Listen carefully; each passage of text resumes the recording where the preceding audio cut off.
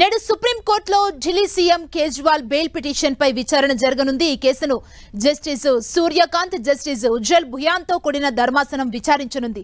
Liquor కేసులో 5 నెలలుగా తీహార్ జైల్లో ఉన్న కేజ్రీవాల్ బెయిల్ కోసం సుప్రీం కోర్టును ఆశ్రయించారు. లిక్కర్ పాలసీ, సిబిఐ కేసులో ఢిల్లీ హైకోర్టు బెయిల్ తిరస్కరించడంతో కేజ్రీవాల్ సుప్రీం కోర్టులో పిటిషన్ వేశారు. అలాగే సిబిఐ అరెస్టును సవాల్ చేస్తూ కేజ్రీవాల్ మరో పిటిషన్ దాఖలు చేశారు. మరోవైపు కేజ్రీవాల్ బెయిల్ పిటిషన్ ని సిబిఐ వ్యతిరేకిస్తుంది.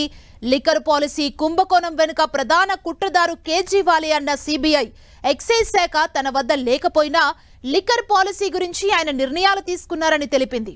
కేజ్రీవాల్ దర్యాప్తునకు సహకరించడం లేదని, దాటవేత సమాధానాలు ఇస్తున్నారని సుప్రీంకోర్టుకు తెలిపింది. ఇప్పటికే ఈడీ కేసులో కేజ్రీవాల్ కి సుప్రీంకోర్టు మధ్యంతర బెయిల్ ఇచ్చింది. అయితే సిబిఐ కేసులో బెయిల్ రాకపోవడంతో కేజ్రీవాల్ ప్రస్తుతం తీహార్ జైల్లోనే ఉన్నారు.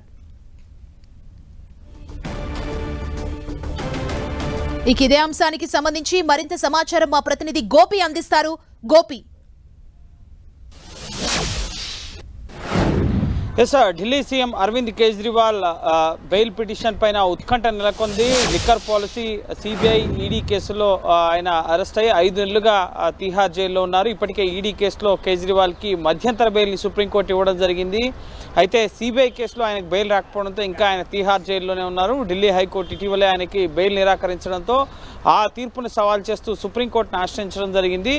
కేజ్రీవాల్ బెయిల్ పిటిషన్ పైన ఆగస్టు 14వ తేదీన సిబిఐకి సుప్రీంకోర్టు నోటీసులు ఇవ్వడం జరిగింది. కేజ్రీవాల్కి బెయిల్ ఇవ్వాలని చెప్పి ఆయన కోరుతున్నారు, మీరేమంటారు అని చెప్పి నోటీసులు ఇచ్చారు. సో దానికి వివరణగా అఫిడవిట్ ఫైల్ చేయడం జరిగింది సిబిఐ. కేజ్రీవాల్ బెయిల్ని వ్యతిరేకిస్తూ సిబిఐ అఫిడవిట్ ఫైల్ చేయడం జరిగింది. దీంతో ఈ రోజు జరగబోయే విచారణలో సుప్రీంకోర్టు ఎటువంటి ఉత్తర్వులు ఇస్తుందన్న ఉత్కంఠ నెలకొంది. ఎందుకంటే కేజ్రీవాల్ ఎక్సైజ్ శాఖ తన వద్ద లేకపోయినా ఢిల్లీ ముఖ్యమంత్రిగా అన్ని నిర్ణయాలు ఆయన తీసుకుంటారు. కానీ ఎక్సైజ్ శాఖలో జోక్యం చేసుకుని లిక్కర్ వ్యాపారంలో భాగస్వాములకు అనుకూలంగా పాలసీలో మార్పులు చేశారు. కమిషన్ రేట్ని 5 నుంచి 12% లాభాలు వచ్చే విధంగా పెంచడం జరిగింది. లిక్కర్ వ్యాపారులకు అనుకూలంగా నిర్ణయాలు తీసుకోవడంలో కేజ్రీవాల్ కీలక పాత్ర పోషించారు. లిక్కర్ కుంభకోణానికి సంబంధించి కీలక కుట్రదారుడు కేజ్రీవాల్ అని చెప్పి సిబిఐ తన అఫిడవిట్లో పేర్కొనడం జరిగింది. అలాగే కేసు దర్యాప్తుకు సహకరించడం లేదు, సాక్షుల్ని, ఆధారాలని ప్రభావితం చేసే అవకాశం ఉంది, దాటవేత సమాధానాలు ఇస్తున్నారు కాబట్టి కేజ్రీవాల్కి బెయిల్ ఇవ్వద్దు. ఇప్పటికే ఈ కేసుకు సంబంధించిన ఇన్వెస్టిగేషన్లో భాగంగా ఛార్జ్షీట్ను సైతం ఫైల్ చేయడం జరిగింది.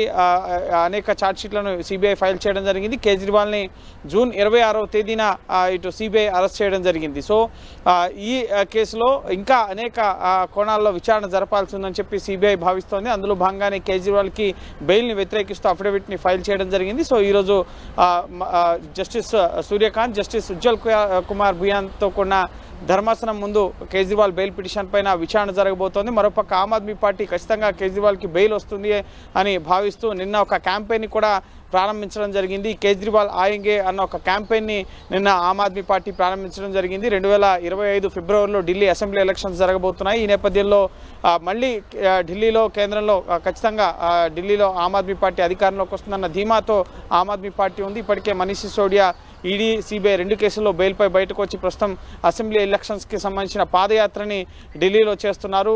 మరోపక్క కేజ్రీవాల్ కూడా బెయిల్ వస్తుందన్న ధీమాతో అయితే ఆమ్ ఆద్మీ పార్టీ ఉంది. సో చూడాలి. ఈరోజు సిబిఐ కేజ్రీవాల్కి బెయిల్ని వ్యతిరేకిస్తూ తమ అఫిడవిట్ని ఫైల్ చేయడం జరిగింది. కేజ్రీవాల్ తరఫున అభిషేక్ మను సింఘ్ వాదనలు వినిపించే అవకాశం ఉంది. అలాగే సిబిఐ తరఫున ఇటు ఎస్వి రాజు, అలాగే డిపి సింగ్ సుప్రీంకోర్టులో వాదనలు వినిపించే అవకాశం కనిపిస్తోంది. పూర్తిగా ఈ లిక్కర్ కుంభకోణం కుట్రదారుడు కేజ్రీవాల్ అని చెప్పి సిబిఐ ఆరోపిస్తోంది. దానికి అనుకూలంగా తమ వద్ద ఆధారాలు కూడా ఉన్నాయి.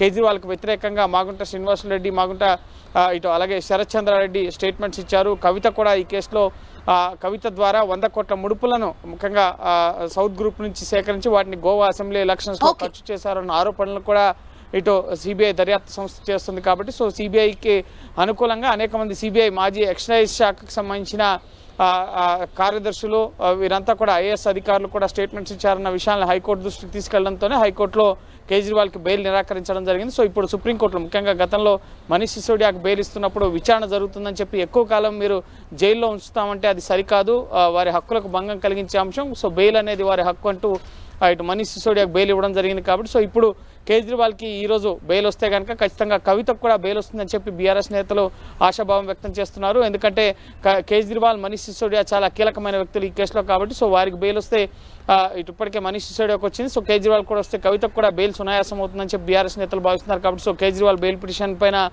ఇటు కవిత బెయిల్ పిటిషన్ కూడా ఆధారపడి ఉండే అవకాశం కనిపిస్తోంది. సో చూడాలి ఏం జరుగుతుంది. ఈరోజు కేజ్రీవాల్కి ఓటు దక్కే విధంగా సుప్రీంకోర్టు ఆదేశాలు ఇస్తుందా అనేది మనం వేచి చూడాలి.